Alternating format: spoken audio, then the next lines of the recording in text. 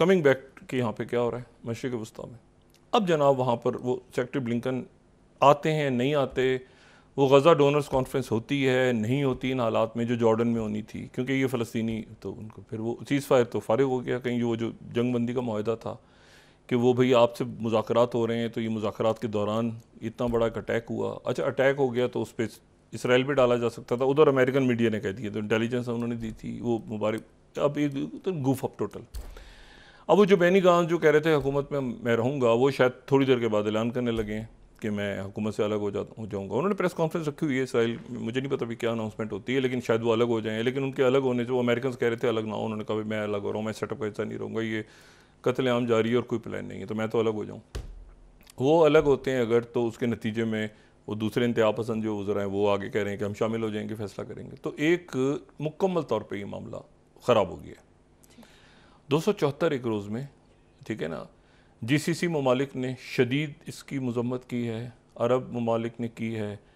Cairo के जो जो मिस्र के जो वज़ीर ख़ारजा हैं वो रशिया चले गए हैं, क्योंकि वहाँ पे ब्रिक्स प्लस का इजलास हो रहा है। ब्रिक्स प्लस, अच्छा ब्रिक्स प्लस का इजलास हो रहा है तो उसमें उनके वज़राए ख़ारजा का इजलास हो रहा है। तो अब अगर सेक्रेटरी ब्लिंकन इजिप्ट का दौरा करते हैं तो वहाँ पे क्या होंगे मिस्र के वज़ीर ख़ारजा या नहीं होंगे, ये ध्यान में रखें कि मिस्र, Saudi Arabia, UAE, Iran,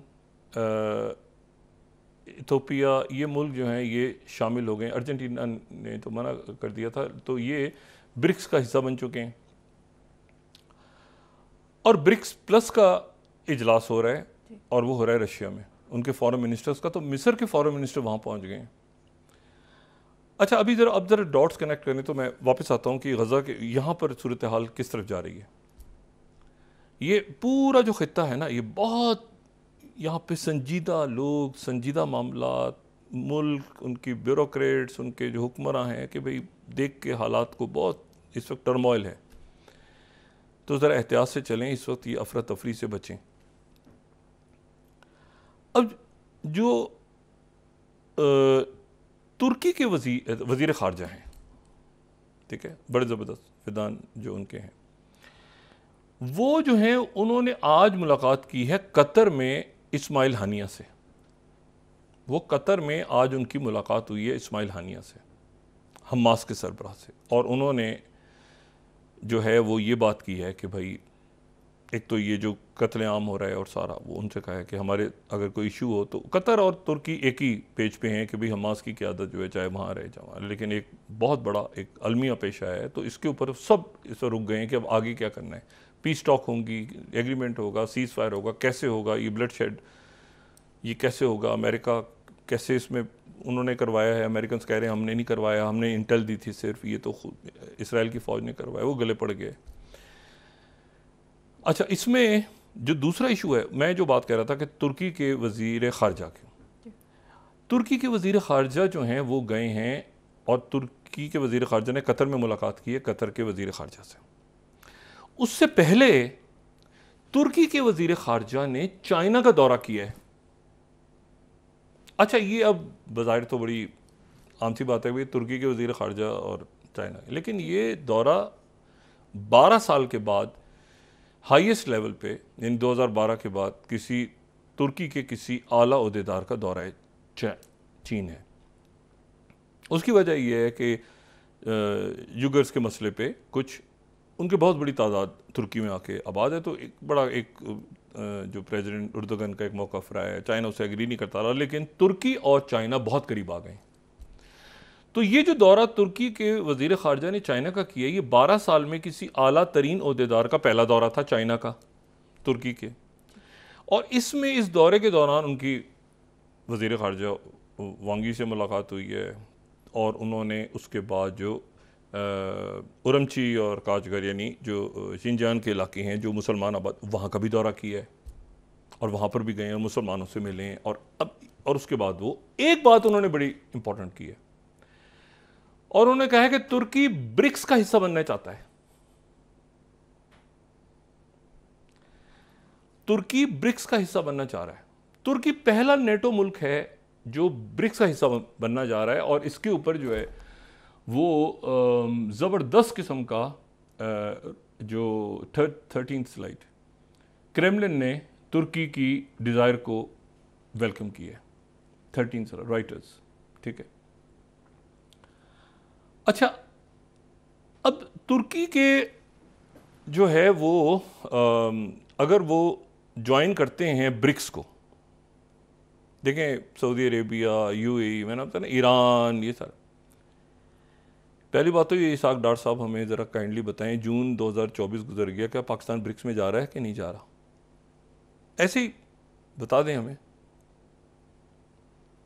Pakistan का कोई इरादा है ब्रिक्स में जाने का या नहीं है, या मतलब हम कहीं हैं या नहीं है? क्योंकि ब्रिक्स प्लस का जो इजलास हो रहा है उसमें तो वेनेजुएला, ये अफ्रीकन मुल्क भी हैं, लैटिन अमेरिका के मुल्क भी उन्होंने बुलाए हुए हैं, 15 मुल्क और बुलाए हुए हैं, तो मतलब वो ब्रिक्स प्लस का नाम दिया इस मीटिंग को। तो क्या पाकिस्तान का आगे प्लान है? कब तक है? क्या हमने अप्लाई कर दिया है? कब तक हम बनेंगे ब्रिक्स का हिस्सा या नहीं बनना हमने? अच्छा, फिर उसके बाद दूसरा issue, belt and road initiative. Belt and road initiative के ऊपर तेजी से जो मिडिल कॉरिडोर है, अब ये बड़ी इंटरेस्टिंग बात है। बेल्ट एंड रोड इनिशिएटिव का चाइना और यूरोप की जो कनेक्टिविटी है वो मिडिल कॉरिडोर है, ठीक है। और वो दो हैं कॉरिडोर्स, एक है नॉर्थ जो रशिया से गुजरता है, अगर हम यहाँ पे जरा इसको देख लें मैप में, ये geopolitical development strengthen Turkey's role, middle corridor. एक तो है ना जो गुजर रहा है, आप इस तरह समझे ना कि एक तो रशिया से गुजर रहा है जो ऊपर है, अगर हम मैप में, नहीं इसमें नहीं है, दूसरा मैप अगर हम दिखा सकें, नहीं, जिसमें मिडिल कॉरिडोर है खाली, मिडिल कॉरिडोर का अगर हम मैप दिखाएं, जी ये मिडिल कॉरिडोर है, इसको अगर थोड़ा सा, जी तो इसमें अगर आप यूँ समझें कि जो एक तो रशिया से जा रहा है, ठीक है, और इसको यहाँ पे होल्ड कीजिएगा ज़रा।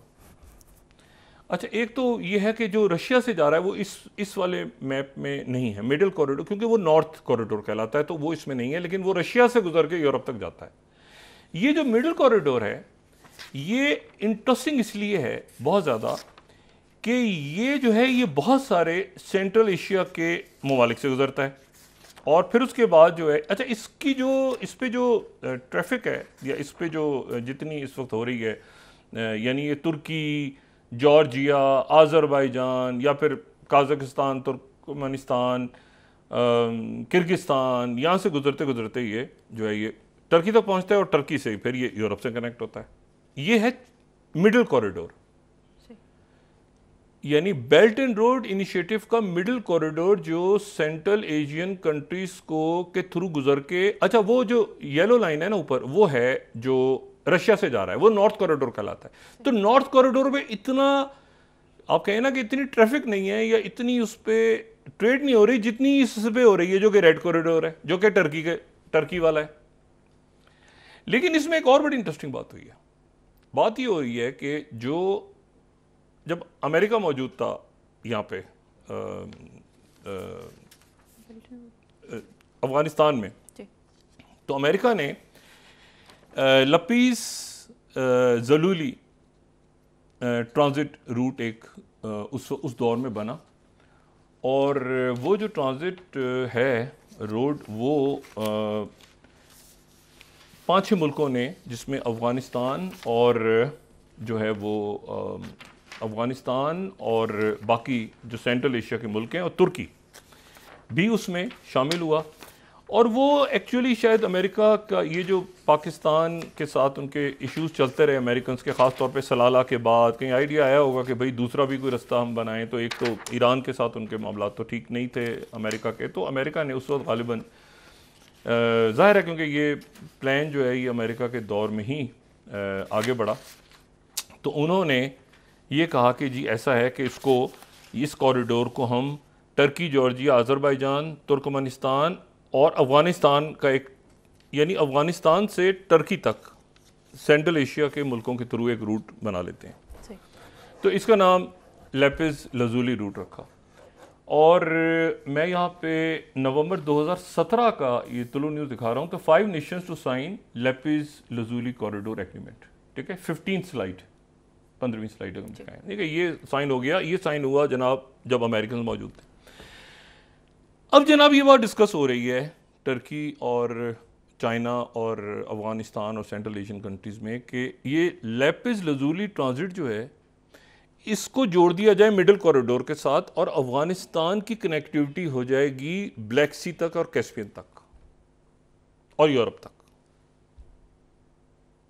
वो जो कॉरिडोर है उसको हिस्सा बना दिया जाए बेल्ट एंड रोड का। ये डिस्कशन हो रहा है। यानी एक तो ये था ना कि सीपैक, ये डिस्कशन भी साथ हो रहा है कि क्या सीपैक का वो हिस्सा बनेंगे या वो बेल्ट एंड रोड के मिडिल कॉरिडोर का हिस्सा बनेंगे। क्योंकि वो देखें बहुत से इवेंट्स हो रहे हैं खत्ते में, हमें बहुत लॉन्ग टर्म इस वक्त जो है ना हमने मामलात को आगे लेके चलना है। जैसे ये ब्रिक्स का इशू है, जैसे मिडिल कॉरिडोर के अंदर अगर टर्की का बड़ा, आपको पता है टर्की का बड़ा इन्फ्लुएंस अफगानिस्तान पे, ये खासतौर पे नॉर्दर्न अलायंस के बहुत से रहनुमा हो रही। तो हमने बहुत इस वक्त मामलात को संजीदगी से देखना है और आगे चलना है लॉन्ग टर्म स्ट्रेटजी के साथ। तो बराहे करम पीटीआई को रख देना साइड पे, और ये जो लॉन्ग टर्म इश्यूज हैं, जो रियासत के इश्यूज हैं, जो फाइनेंस है, जो सिक्योरिटी है, जो सोशल अनरेस्ट है, जो टैक्सेस हैं, इन सारे इश्यूज के ऊपर, और जो मैंने आपसे कहा ना कि ये जो इश्यूज हैं, अभी फॉरेन पॉलिसी आपकी थोड़ी सी देखिए ना कि अगर ब्रिक्स में जून आ गया है, हम हैं नहीं हैं, ये बेल्ट एंड रोड के मिडिल कॉरिडोर में अगर अफगानिस्तान वहाँ चला जाता है तो फिर क्या जो है वो बहुत से इश्यूज हैं। आईएमएफ के साथ हमारे मामला तय नहीं हो रहे, हमने कुछ फैसले करने हैं मुल्क के लिए और करने हैं हमने। लेकिन मैं जो बात कह रहा हूँ बराह करम कि वो उससे सियासत से ज़रा थोड़ा सा हट के ये 4-5 इश्यूज को, क्योंकि लॉन्ग टर्म आज आप बात करेंगे ब्रिक्स की, 6 महीने 7 महीने 8 महीने स्टेबिलिटी, आपकी जो स्टेबिलिटी मुल्क में पॉलिटिकल ज़रूरी है, नवाज शरीफ साहब को करना है, उनकी हुकूमत है, वो ये फैसले करके बताएं कि जी हमने जो है ये इसको रखे ना तरफ सड़कों पे आना और ये एसी लगेंगे नहीं, इसको रख के ये लॉन्ग टर्म जो मामलात हैं, जो आप जहाँ पर आपके लोग जो हैं वो उनकी प्रेजेंस कितनी है, कैसी है, क्या तय पा रही हैं चीज़ें कैसे, तो ये तय होना ज़रूरी है। देखिए ना 2022 में गए पीटीआई गई ना, अब ये 24 है, 24 का जून है भाई, सीपैक आगे क्या हुआ, इसकी अपग्रेडेशन क्या यहाँ से होगी, इसकी फेस की होगी, अफगानिस्तान इसमें एंटर हो रहा है, ईरान का क्या आगे उनके साथ डायरेक्ट उनके ताल्लुक आते हैं, ईरान का इलेक्शन हो रहा है और उसमें अहमदीनेजाद को फिर वो उनकी जो शूरा निगबां हैं उन्होंने उनको कहा कि वो हिस्सा नहीं ले सकते, उनको नाअहल करार दे दिया है। तो इवेंट्स हो रहे हैं बहुत सारे, ये हम यहाँ पर ये फ़रोई मामलात से ना थोड़ा सा निकल के हमें ये लॉन्ग टर्म चीज़ों को देखना है। अब आपके इश्यूज़ इसमें जो लॉन्ग टर्म प्लानिंग्स हैं वो इससे की वजह से डिस्टर्ब हो रही हैं, और टेररिज्म एक कॉन्स्टेंट फैक्टर है, जब तवज्जो इधर उधर जाएगी तो उसके नतीजे में ये होगा।